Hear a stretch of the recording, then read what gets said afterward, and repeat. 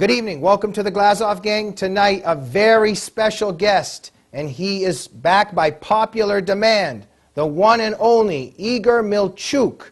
He is a professor emeritus of linguistics at the University of Montreal and member of the Royal Society of Canada. He's a scientist and quote-unquote a reluctant Soviet dissident. He left the Soviet Union in 1977 after being expelled from the Institute of Linguistics of the Academy of Sciences because he defended Andrei Sakharov in a letter published in the New York Times. Igor, what an honor and pleasure to have you back. Well, it's my pleasure, as you understand. I see your politeness, but I'm more pleased, believe me. And you're always ready to serve, right?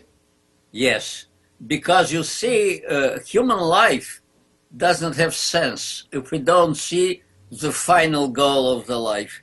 And mine is to preserve life on Earth, so to speak. Of course, I'm exaggerating, but in a sense, yes, I always think of that. And what we are doing now, what you are doing, and I'm trying to collaborate to the extent possible for me, is exactly trying to preserve life on Earth. Thank you. And just before we move to the serious issues of our time, what are your thoughts on the show, The Glazov Gang?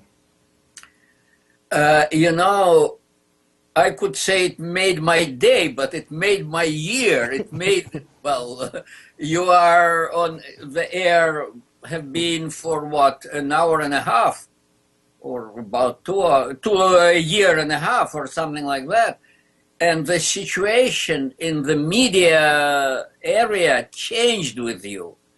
There is a strong voice heard by I don't know how many people, but many, in exactly where it is needed.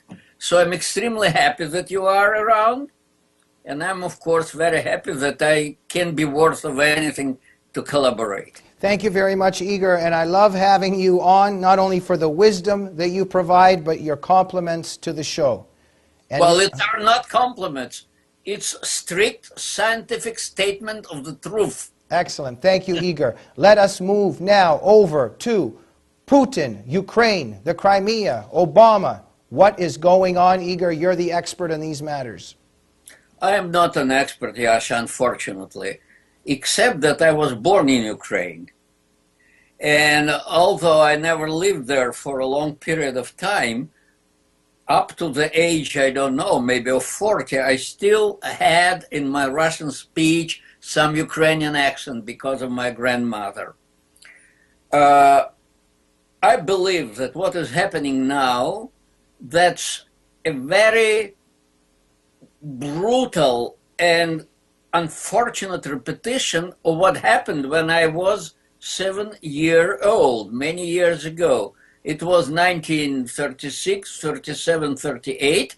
There was Olympic Games in Berlin.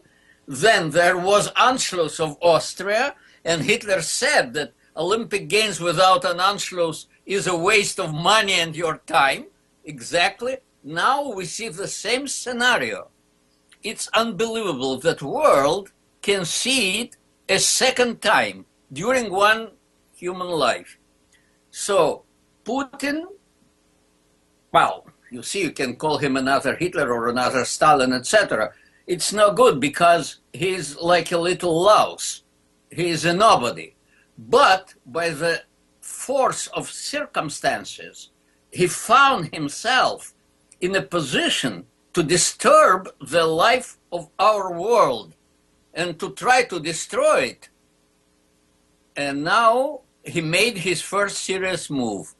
Everything depends on us, I mean on the West, whether we can stop him, and we will, or if we won't, I cannot foresee what can happen. Everything can happen. Igor, are you confident? Are you confident and are you very excited about the powerful, noble President of the United States we have to defend the Western civilization and Ukraine from Putin?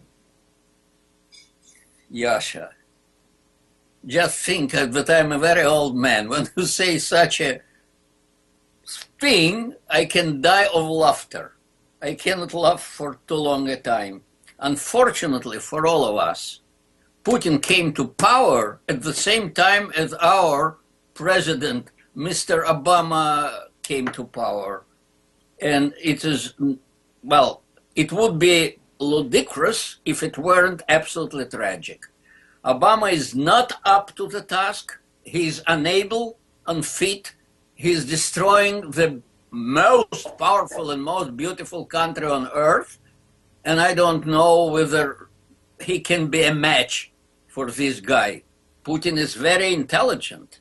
And what he's doing shows his leadership qualities. Okay, Igor, take us behind the scenes here for a minute in terms of the Ukraine dynamic. Putin goes in. It looked like he was really going to get something done in terms of invasion, Russian might. He's spitting in Obama's face, into the West's face. All of a sudden, there seemed to be a stop and a reversal. And this coincided with the Russian market taking a big hit. Is it because these former KGB, no, they're not former KGB, they're all still those same KGB people. Exactly. They care about nothing except, in many respects, money. Money. So is it because the pocket was hurt? And also, a lot of those Russian oligarchs that might be hit in the pocket, they might be on the phone with Putin. And Putin cares whether these oligarchs are happy or sad. Tell us a little bit about these financial, quote-unquote, dynamics behind the scenes. Yasha, you are stealing my ideas. I will sue you for that. Yeah, I would like to make just a little kind of... Let me interrupt for a minute. My mother is one of my counselors and advisors. She put this into my ears last night, so you're going to have to maybe sue my mom, but go ahead. Okay, I will sue both of you.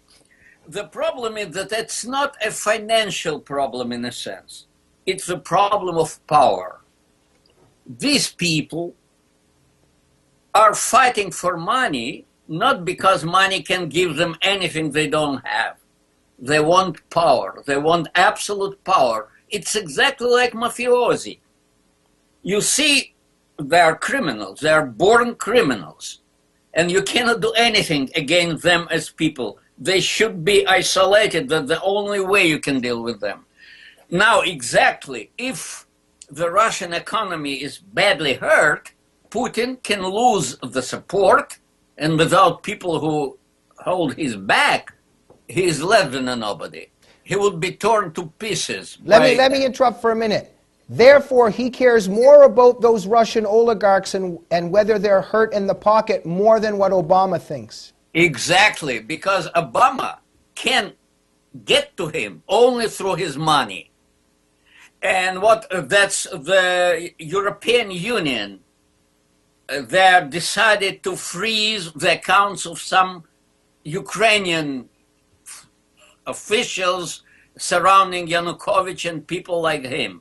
But they should at least try to hit Putin, who has billions and billions of dollars in some account somewhere in the West.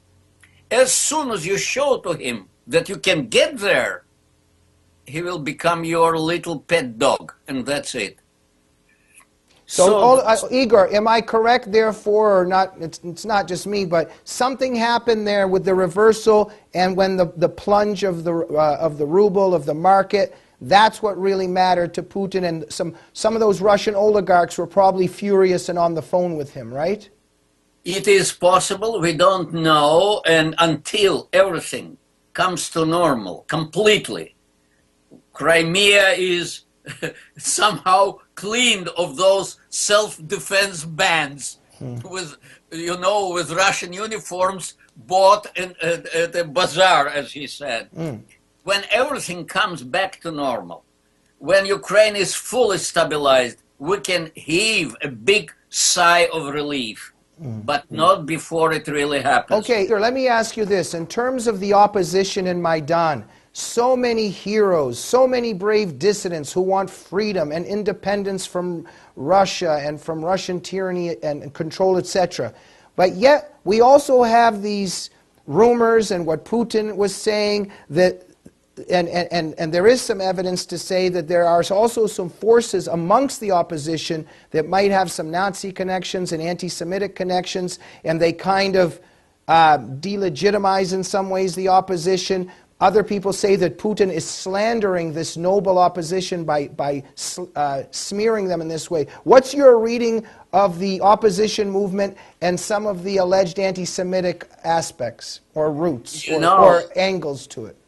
I must be completely sincere and tell you that I don't know. How can I know? I have no direct contact with any one of them.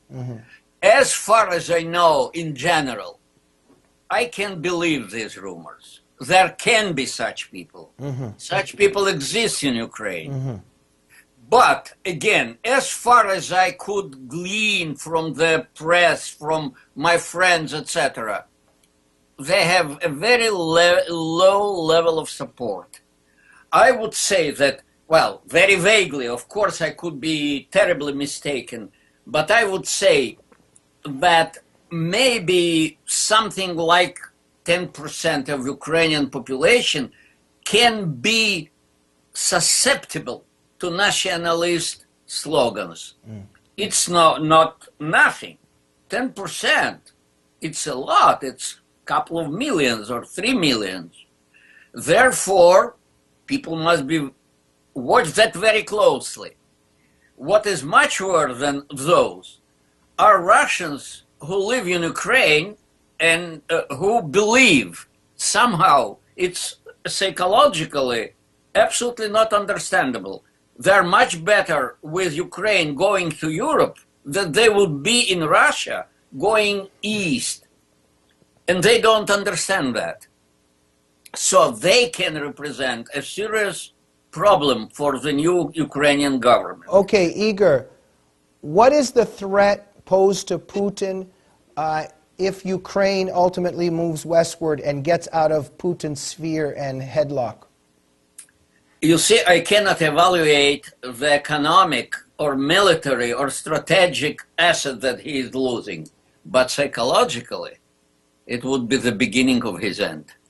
Because he made his career as a new Russian Tsar who will revitalize the idea of a huge Russian empire. I cannot explain, Yash. I lived all my life between Russians. I had so many friends, hundreds of them, on all walks of life.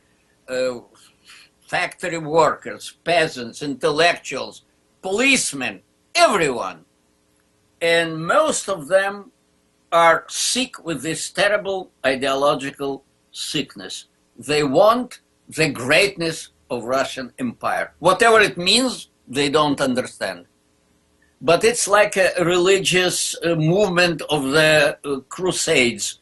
You know, when tens of thousands of people marched, they didn't even know where they were marching. They didn't know why they were marching, but they gave their lives for that. That's what is Russia. I don't know how it can be cured. I believed, really I believed that as soon as the borders are open and Russians can see normal life, they will change. And I'm not sure that the change is coming. It was a terrible blow to me.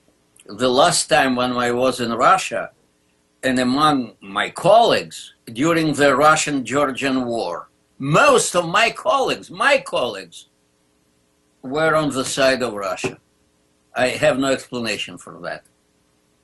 Igor. It's old culture, you know, it's like Japanese, just in the shell of very narrowly understood national culture. There were tens of thousands of them who committed harakiri because they could not accept that Japan was destroyed during, well, not even destroyed, but the army was destroyed and Japan could not continue the war. And it's something like that with Russia. Okay, sum up for us very briefly, please, the disaster and catastrophe of Obama and Kerry giving these very strange lectures to Putin about how he needs to be a good boy, and they're actually talking to a KGB thug who spits on their every opinion. Yeah, and he despises them incredibly. And the more they try to deal with him like a nice boy who deserves a good ice cream, it will be only worse. he understood the only language, a big feast showed to him, and maybe even better with a big club in this feast. Yeah. Igor, in terms of Putin, does he live in a, like, psychologically, is he crazy? Paint a picture for us, like, within 60 seconds, because we got to go. Yeah, do you believe that Hitler was crazy? That's the answer. He is crazy to the same extent. Or are Iranian mullahs crazy? Well, I believe they are, but so are millions of people in the world. But Igor, Putin is an evil man. Oh, he's not a man. He's an evil animal, and should be treated as such, a dangerous, enraged animal. And what's tragic is we don't have a Ronald Reagan in our leadership to deal with this threat. Before we go, Igor, I would like to celebrate this day with you and congratulate you on this very special day, March the 5th. Can you tell our viewers why it's so special? Oh, I can tell you a joke about that if I have a few seconds. You do. 61 years. The day when Stalin died and a new life began for 280 million of people living in the Soviet Union. And you know, at that time, I was working on a dictionary of modern Russian. It's a complicated formal business, doesn't matter, but we used examples in this dictionary. And one of my beloved examples was the great scientist quietly went to sleep in his armchair on March 5th of 1953. And the censorship didn't let this example to go.